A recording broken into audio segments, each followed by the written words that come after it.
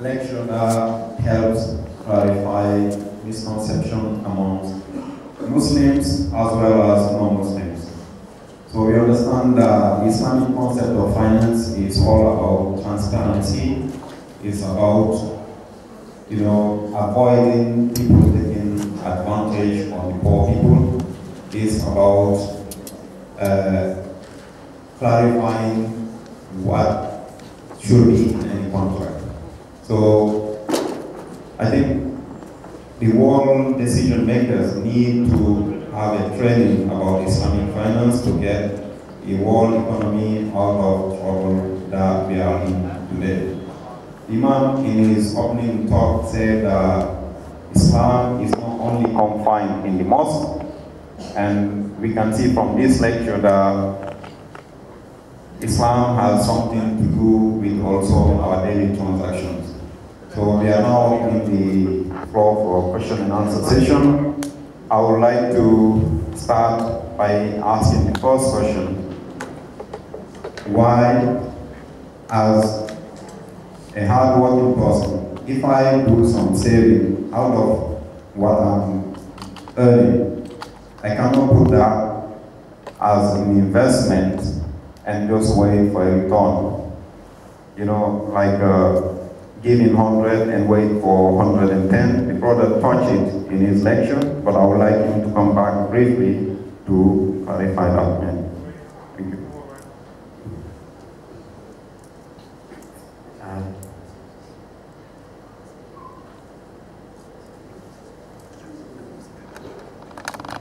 Thank you, brother. That's a good question, firstly. The idea is simple.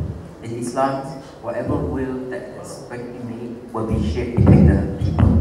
So just because you are Mr. Banker doesn't mean that you should get rich and richer, while the poor will get poorer, becoming a customer. So the idea is simple. You might be a normal person that you feel like, I don't have money to invest in a big project. So it doesn't mean that Islam says that you should be isolated. Islam says that with the little money that you have, you put it into the Islamic bank.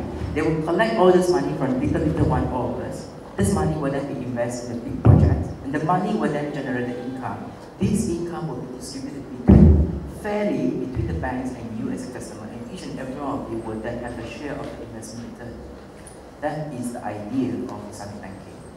Alright, so you might say that I'm little one, I only have little money. We are all little in the eyes of Allah. We are all equal as well.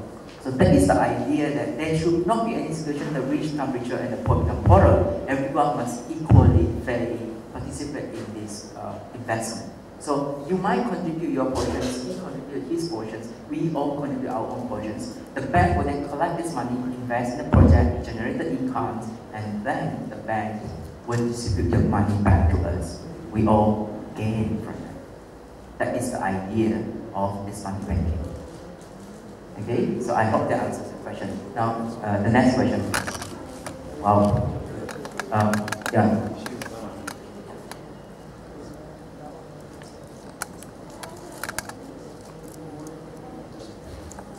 Yes.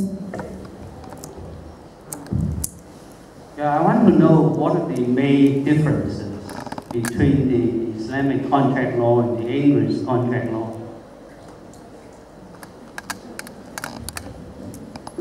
Alright, good question. In the eyes of the Sharia, basically the main difference between the two is going back to the idea, the objective of the contract itself. Okay?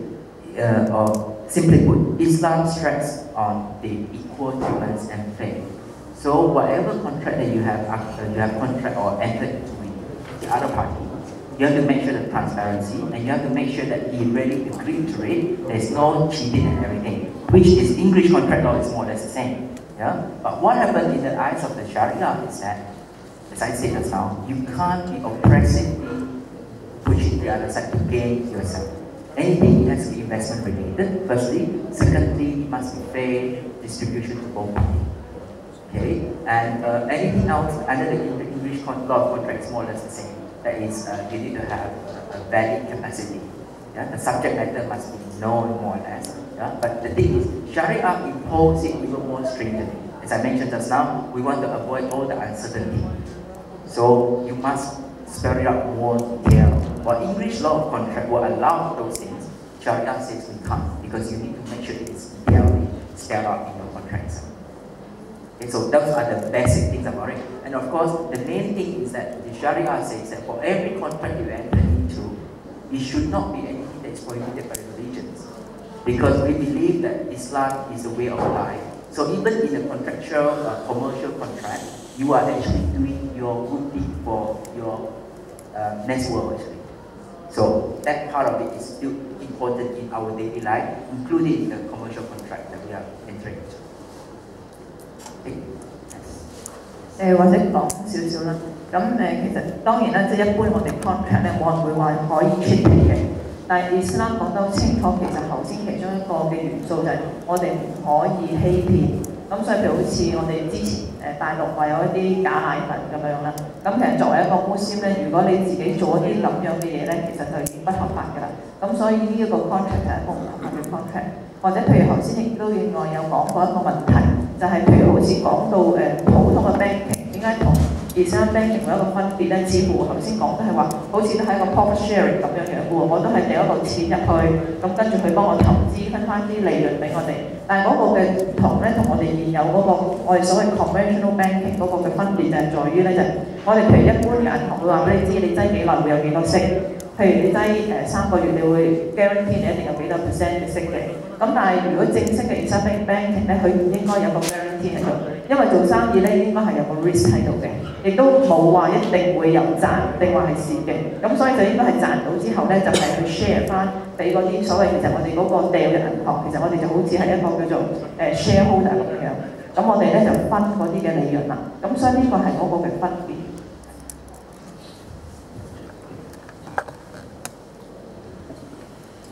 Do you foresee Islamic banking finance replacing capitalism?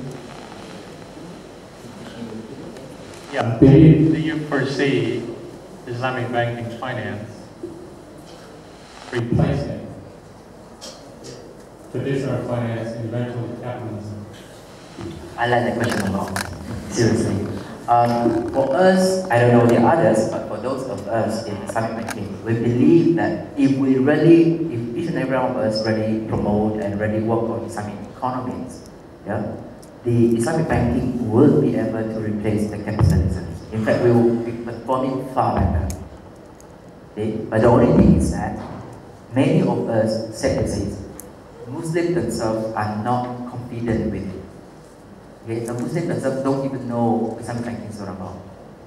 Wow, the non-Muslim outside there has all gearing up for Islamic banking. I'm giving you this idea, letting you know that in reality now, even you go to Japan, you go to Korea, they have already started Islamic banking and they have already started Islamic Sukuk fund even.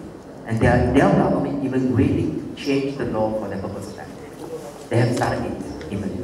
So, to be very frank with you, you might not see Islamic banking that common today, but Islamic finance also covers the sukuk and the bond side. Yeah? The bond side is the thing that even the US government, the most, if I may use the word, the most hardcore anti-Islam country in the world, they used Islamic sukuk 3 years ago to generate money. See, they believe in it. What about us? See, the noble idea and the way Islamic banking and the finance system works is so much that nobody talks about it. The only thing is that with the systems might not be that perfect still. Yeah? Now, you want to Sister, I'm thinking, you want to translate for that? You want to translate? He wanted to translate. You want me to say it in Mandarin? Do you want Mandarin? Oh, very unfortunately, I don't know Mandarin. And I don't know how to say it in English. Just let me say it in Cantonese and let somebody to translate. No, it's okay. I can understand Cantonese, so you can ask me in Cantonese. It's just that when I speak Cantonese, it will be very horrible. So. Oh, okay. 我想問一個問題咧，我就聽聞有啲航空公司咧，就因為嗰啲燃油價格咧，就好大機會會上升，尤其是先幾年嗰啲，當然都有機會跌啦。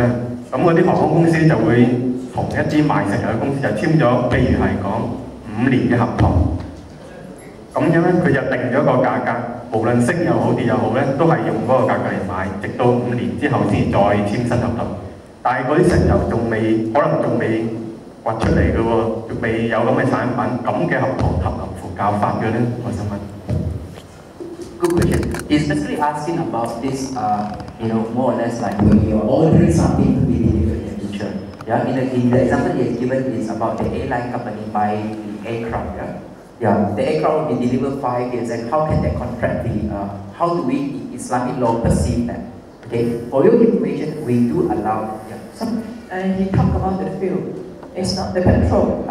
Okay, so that will be the future goods, future commodity. Okay, so his idea is like he was more or less saying that the thing is to be delivered in the future, and yet the money is changing. The charge is changing every day. Is it more or less?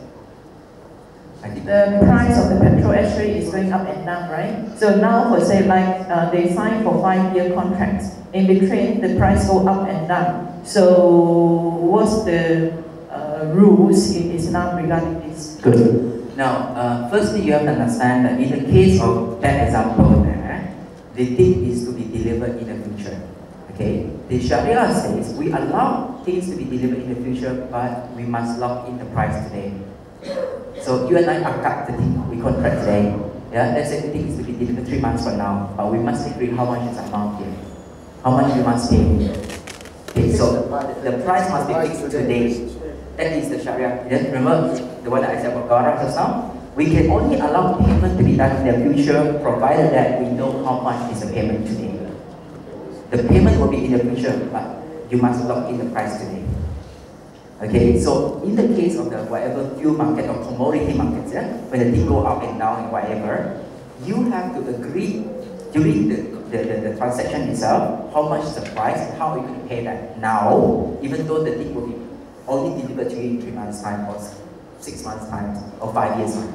Yeah? So there's no such thing as, let's say, 3 months after this, since today oil price is very expensive, fuel price is very expensive in the world, so you have to pay me more. No, that's not Sharia compliance. Okay, you have to lock in the price now, and we must honor that amount of money now. I mean, even when you pay the thing, it's 3 months down the road, 6 months down the road, you can't change it anymore. You have agreed to that.